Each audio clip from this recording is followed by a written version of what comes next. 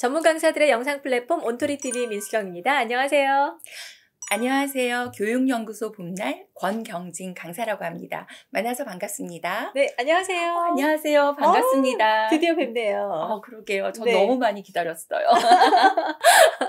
자, 오늘 권 대표님과 함께 이야기 네. 나눠볼 내용이 요즘에 어떻게 보면 굉장히 좀 트렌디한 또 한 이슈이기도 해요. MZ세대와 함께 일하기. 정말 최근 한 2, 3년간의 굉장히 핫 이슈인데 그렇죠. 이 프로그램의 특징, 이런 주제의 특징이 뭔가요? 세대라는 것이 왜 생기는 걸까요?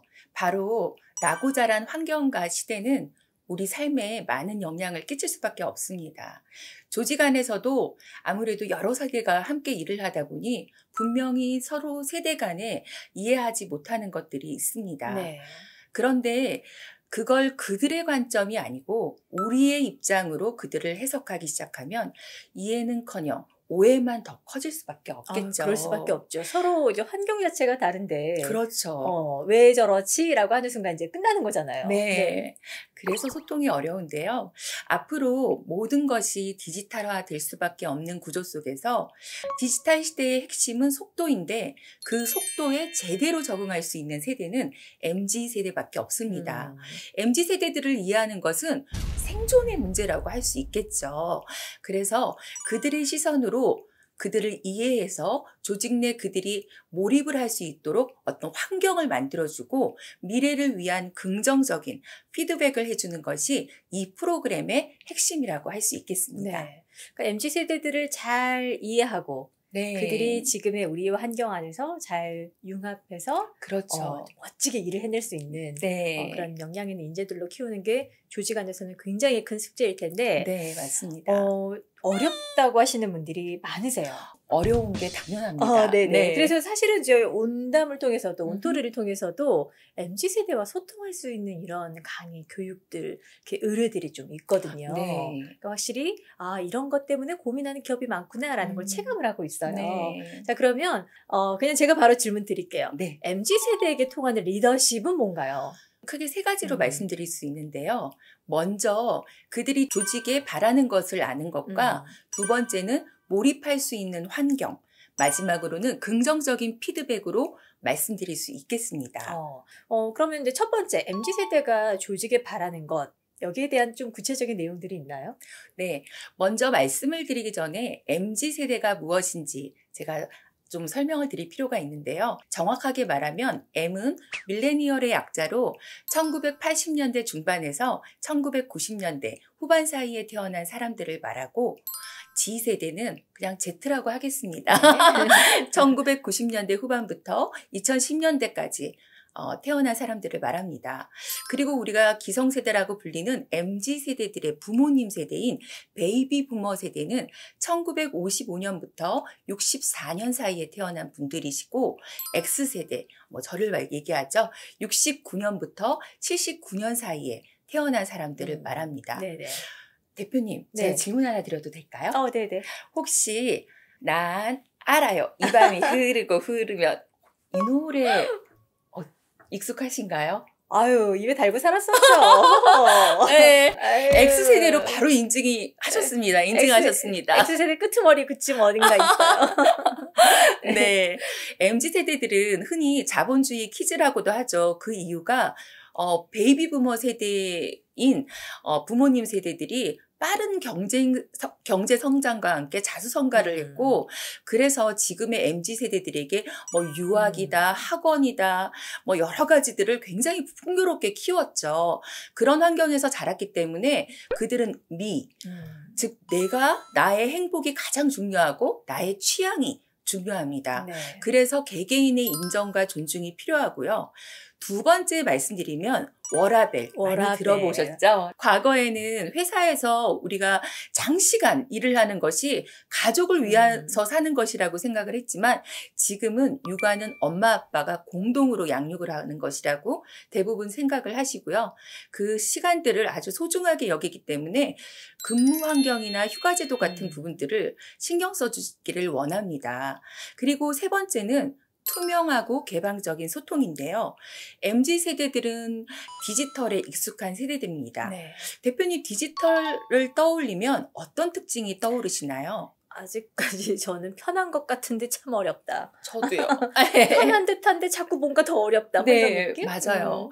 근데 디지털하면 명확하다, 빠르다, 간편하다, 공정하다, 수평적이다 이런 단어들이 떠오르지 않습니까? 네네. 그들은 소통 또한 디지털처럼 명확하면서 핵심만 짧게 이렇게 주고받는 것을 원하고 일을 함에 있어서도 과거에 비해 더 객관적인 근거를 위한 더 많은 데이터와 팩트를 원하는 거죠.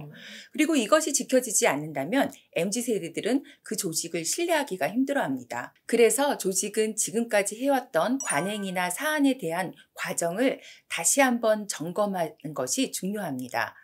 그렇게 투명하고 개방적인 소통이 이루어질 때 조직은 MZ세대들의 신뢰를 얻을 수 있겠죠. 마지막으로는 사회의 선한 역량입니다. 일의 의미를 중요하게 생각하는 MZ세대들은 자기가 속한 기업이 윤리적이고 사회에 좋은 영향을 미치기를 원하는데요. 혹시 대표님 돈줄 내주다라는 말을 들어보신 적 있으시죠? 돈줄 내주자. 네. 네, 저 몇 번 들어봤어요. 네. 참 기발하다 이런 생각도 너무 했었고요. 기발하죠. 네. 이 말은 돈 플러스 혼줄의 줄임말로 선한 영향력을 행사한 가게나 기업의 제품들을 소비해 주는 것이 MZ세대들의 특징입니다. 네.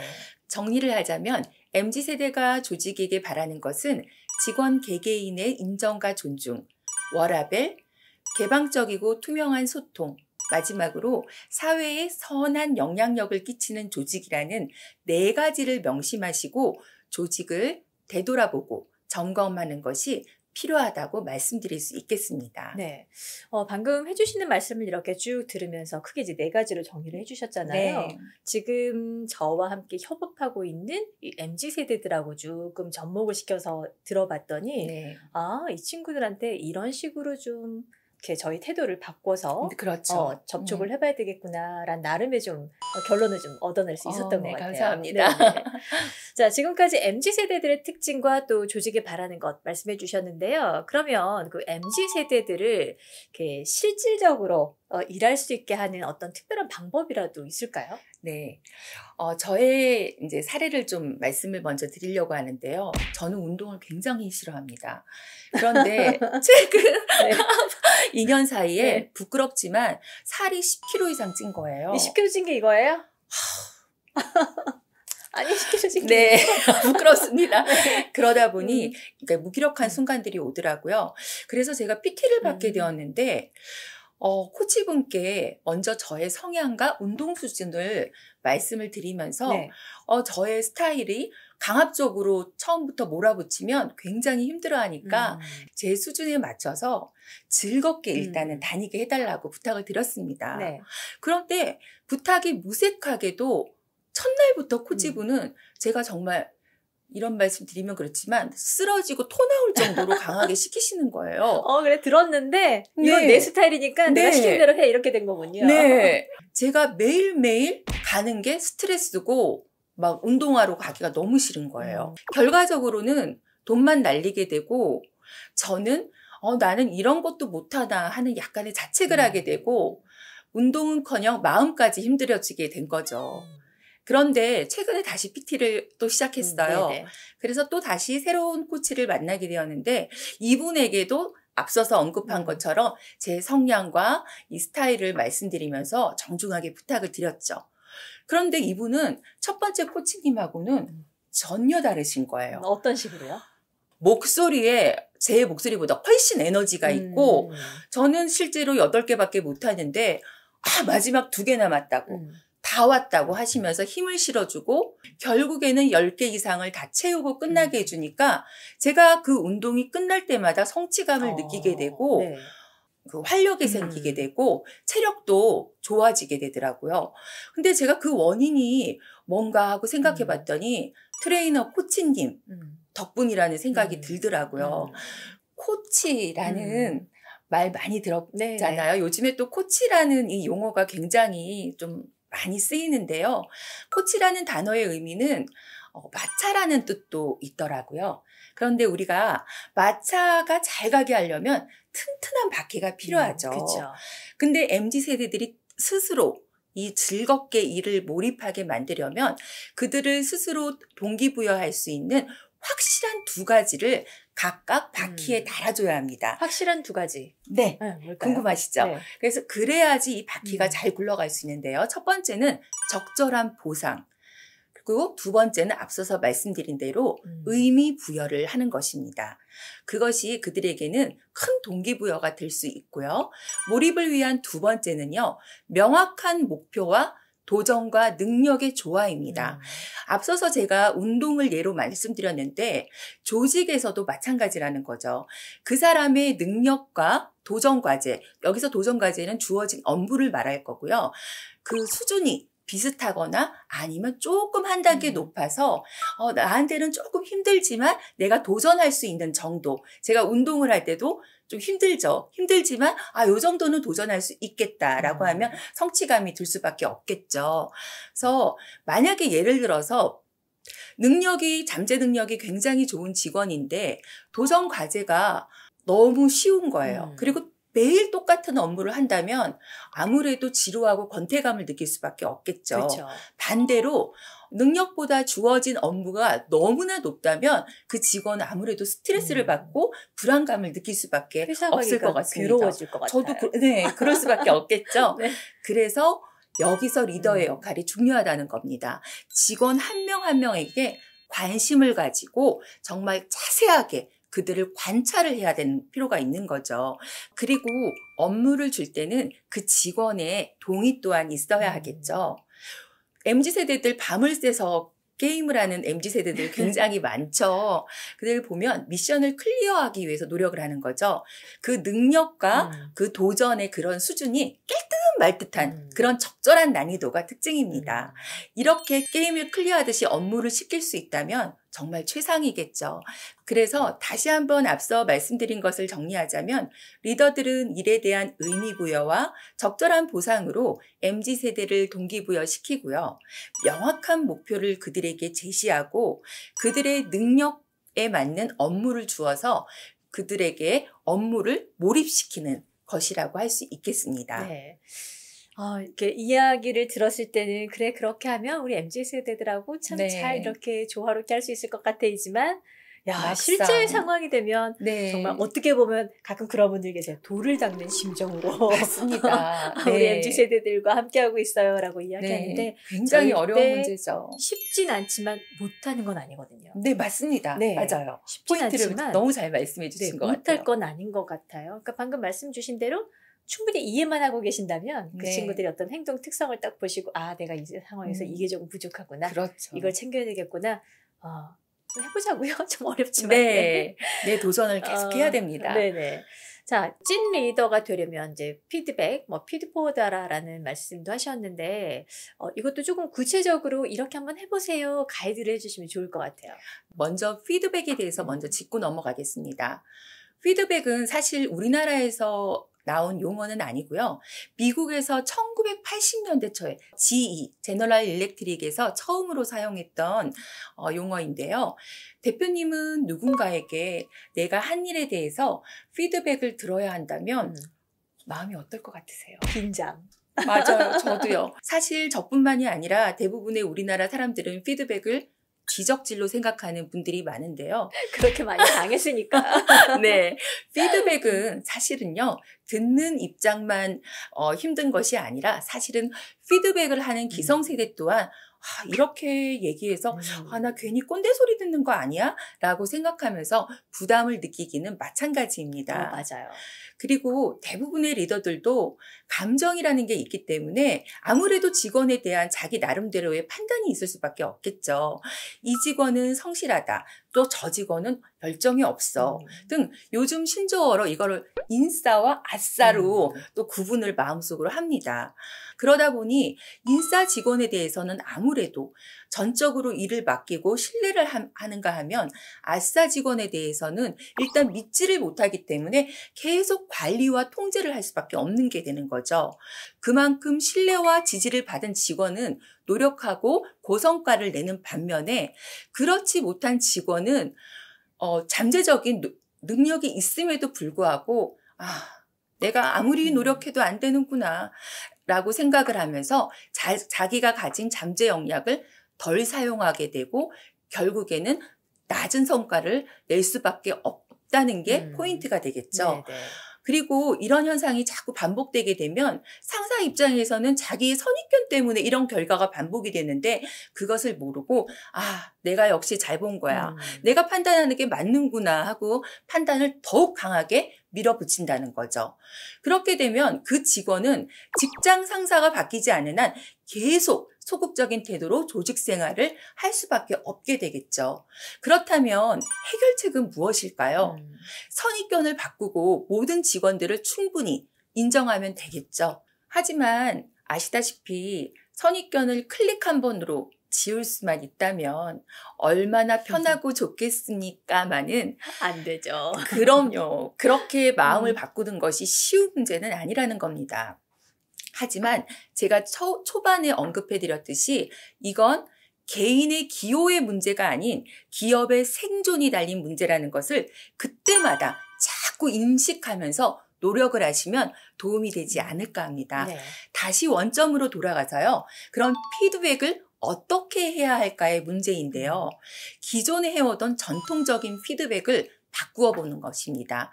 이것을 용어적으로는 feed forward라고 하는데요. 즉 피드백을 feed forward로 바꾸는 것입니다. 근데 이거는 어렵지가 않아요. 생각보다 굉장히 간단합니다. 확실합니까? 네, 제가 앞으로 설명을 해드릴게요. 네. 피드백을 feed forward로 바꾸는 방법은 3가지만 생각하시면 됩니다. 첫 번째, 네. 과거형에서 미래형으로. 두 번째는요, 부정에서 긍정으로. 세 번째는 약점보다는 강점으로입니다. 그리고 이렇게 다 바꾸고 나서 마지막으로 질문형으로만 바꾸면 모든 것이 feed forward의 방식으로 대화랑 소통을 할 수 있는 거죠. 예시를 좀 들어주세요. 네. 어려워요. 네. 우리가 쉽게 이제 예시를 들어볼게요. 가정에서 부부가 한마디로 부부싸움이 있었던 거죠. 그래서 서로 말도 안 하는 상황입니다. 그럼 예시 1번을 들어볼게요. 여보, 왜 화가 난 거예요? 내가 도대체 뭘 잘못했죠? 예시 2번입니다. 네. 여보, 난 당신에게 항상 좋은 사람이 되고 싶은데 내가 어떻게 하면 당신에게 좋은 짝이 될 수 있을까요? 대표님, 바로 답이 나오지 않습니까? 좀 오글거리지만 그래도 첫 번째는 더 싸우자라는 이야기가 그렇죠. 두 번째는 뭔가 우리가 방법을 찾아보자라는 의미인 것 같아요. 해결에 가까이 가는 질문이 되겠죠. 네네. 그래서 1번은 과거에 초점이 맞춰져 있죠. 근데 2번은 미래에 초점이 맞춰져 있기 때문에 훨씬 긍정적이고 문제를 해결할 수 있는 느낌을 줍니다. 두 번째, 하나만 하면 섭섭하니까 네. 직장에서 상사가 직원과 면담을 하는 상황입니다. 네. 예시 1번을 들어볼게요. 김주임, 저번에 출시한 신규 제품 판매율이 정말 실망스럽네요. 지금 입사한 지 5년이나 되었는데 아직도 매출 하락에 대한 원인 분석이 안 되십니까? 벌써 답은 나온 것 같아요. 짐 싸서 나가라는 얘기인가? 네, 네. 두 번째입니다. 네. 김주임, 그래도 우리 제품을 선택한 고객들은 어떤 점을 좋게 여겨서 구매를 했을까요? 앞으로 우리가 가진 강점을 더욱 발전시키려면 어떻게 하면 좋을까요? 바로 답이 나오죠. 네, 직원으로 하여금 뭔가 스스로 고민하고 답을 찾게끔 맞습니다. 하네요. 너무 똑똑하세요. 첫 번째 대안은 부정적이고 과거에 집착이 돼 있고 약점에 집중을 한다면 그래서 지적질이라고 느낀다는 거죠. 두 번째 대안은 반대로 미래형이고 긍정적이며 약점보다는 강점을 어떻게 하면 더 키울 수 있을까로 질문을 던지게 되는 거죠. 네네. 이렇게 질문으로 하게 되면요. 어느 순간부터는 부담 없이 함께 동참을 하게 되고요. 서로 자유롭게 의견을 낼 수 있고 이런 문화들이 직원들을 능동적으로 참여하고 또 몰입하게 되는 환경이 된다는 겁니다. 그러면 또 높은 성과를 창출할 수밖에 없겠죠. 네네. 방금 말씀하셨던 이런 대화법들 포함해서 네. 어떤 대상들한테 조금 더 유용할 수 있을까요? 사실 이 프로그램은 모든 분야에 적용이 가능합니다. 그 이유는 앞서 말씀드린 대로 이미 현대사회는 디지털 대변혁의 시대, ESG 경영과 같은 시대로 접어들었습니다. 이러한 시대는 더 이상 아날로그 시대의 사고 체계를 가지고서는 생존 경쟁에서 승리를 장담하기가 어렵습니다. 우리가 새술은 새 부대에 담으라는 속담이 있죠. 새로운 변화를 요구하는 시대에 살고 있는 우리는 그에 걸맞는 적응력을 갖춰야 하며 이 프로그램은 그런 의미에서 모두에게 아주 유용한 툴이 될 것이라고 생각합니다. 네네. 조직은 한마디로 사람들의 모임이지 않습니까? 그렇죠. 건강한 조직이란 조직 구성원 간의 소통이 잘 이루어지는 집합이라고 해도 과언이 아닐 것입니다. 기업은 결국 이윤 창출이 목적이기 때문에 그 소통의 관점을 기업의 성장에 중심에 둔다면 차별화된 경쟁력이 있는 기업이 될 수밖에 없다고 생각합니다. 네.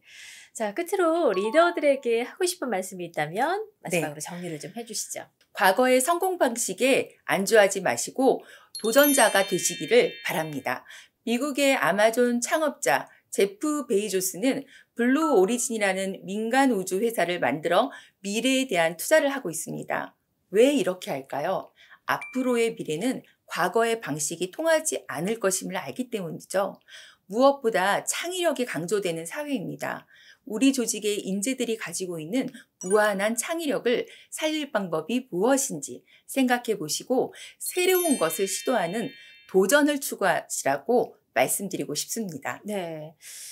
많은 리더분들께서 굉장히 큰 고민들을 하고 계세요. 네, 세대들이 맞습니다. 변하고 회사를 움직이는 중추 세력들도 변하고 네. 이러다 보니까 그런데 고민만 하지 마시고 조금씩 그 리더들도 함께 좀 변화에 동참을 해야 되지 않을까. 네, 맞습니다. 저도 마찬가지고요. 저도 마찬가지입니다. 네. 자, 오늘 말씀 잘 들었습니다. 다음 시간엔 또 어떤 이야기 해주실 거죠? 네, 다음 시간에는 ESG 전략에 맞춘 이미지 메이킹이라는 주제로 네. 말씀을 드리겠습니다. 네, 오늘 함께 해주셔서 감사합니다. 다음 시간에 또 뵐게요. 네, 감사합니다. 네, 고맙습니다.